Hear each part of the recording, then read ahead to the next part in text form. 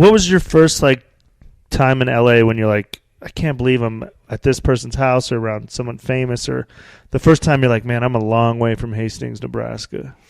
One of my actually, I didn't even know her in college, but when I first moved out to California, I hardly knew anybody. So I did the Facebook at that time. You could do like a search of people that graduated in your class from Indiana that are living in Los Angeles. Mm-hmm. So they like returned whatever it was, 30 or 40 people, and I like sent all of those people a message like, hey, I'm out here, like, let me know if you want to get together, like, whatever. And one gal that got back to me, she was like an event coordinator, something like that. Yeah. So she would always help out with these fancy parties, and it was my first year out there, and she'd just put me on the VIP list, and I'd go and I'd drink for free, you know. And so at this one party, I was like getting a drink, and I turned around, and Ray Romano was right behind me. I'm like, hey, Ray! And he's like, hey, man. I was like, okay. And Mike Tyson was there. And it was kind of surreal to see these people. Yeah. It was one of my first times seeing people like that outside of the comedy world. And I remember thinking that I needed to get home because I had drank too much when I was like sizing up Mike Tyson. He was wearing like this leather jacket. He was standing there. I went over to him and was like, hey, champ, nice to meet you. And then he started talking, and I like couldn't hear what he was saying. And I was just looking at him like, Mike Tyson's not that big. Yeah. And I was like, oh, Hoff, time to go home. You're drunk. That's funny. Well, out of everybody you met, who made you the most nervous?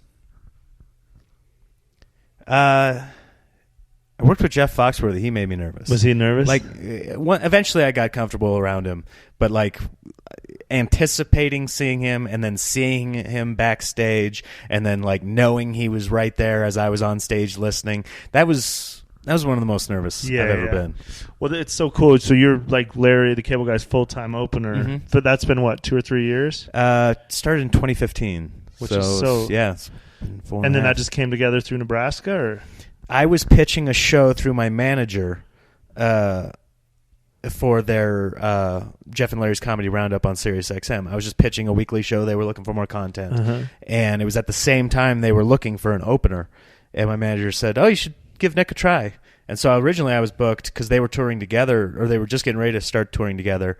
And originally I was only booked for 2 Larry shows before the big tour. And I did those, and those went fine. And then I was only booked for 4 of the shows of them together, and then other guys were going to do the rest of it. And those 4 shows went well, and they said, okay, he's the guy. So then I got to do the whole tour with them. So sweet. So you probably, I can't imagine some of the cool venues you've got to do. Like, yeah. Is there anything that stands out, like your favorite show of working with those guys? Green Bay was awesome. We did like a hockey arena there that was like right next to Lambeau Field. That was the first one that I did with them where I felt like, oh, okay, I crushed. Like the first show I ever did with them, I didn't think that went that well. It was in Kansas City, and what's their names? The Westboro Baptist Church are outside protesting. Yeah. And it was my first time. That was when I met Foxworthy, and I went on stage, and I'd say I gave it maybe a C. See, I did not feel good at all. I was so mad at myself because I had all these high expectations, and so that one wasn't good. But Green Bay always stood out because that was the one that I felt like validated me, where they saw me do well, and I felt like I did well. We got to do the Ryman, which is the original Grand Ole Opry in Nashville. We did like the basketball arena there in Phoenix. Oh, the Talking Stick Arena or whatever. Like anytime you were doing a basketball place, you're like, this is ridiculous. Yeah. And so those places all stick out. What about like, who's like, there's got to be crazy people that come to see him, right? Who are you like most shocked was a fan of Larry or Jeff? Or have you ever had that moment like, oh, I can't believe this person's here? Yeah, what sucks is those guys usually are hanging out in the green room and they don't watch me, but I want validation from them. Yeah. And so it's this weird thing that, like, even though I had not ever really thought about this person liking my comedy, once I see them, I'm like, man, I wish they were out there watching. But they're in the green room, like, shooting the shit. Ted Cruz was at our show in Dallas recently, and I don't really care about Ted Cruz, but it was weird to see him there, and then he was just, like, sitting immediately stage left. And so I could just look at him over there every time. I don't know why I wanted his approval. I do not care one way or another. But I was like, oh, Ted's laughing. Okay. Yeah. They get a bunch of old rock stars. Like we went out with We went out with the Marshall Tucker Band, which I knew their songs, but I would not have been able to point out. Foghat, but there's only one original member. Eddie Money. Love Eddie Money. Kind of cool. Rest in peace. Yeah, R.I.P. But he was out there with us. And so, it's a lot of those old rocker guys, like a bunch of baseball guys from like the 90s.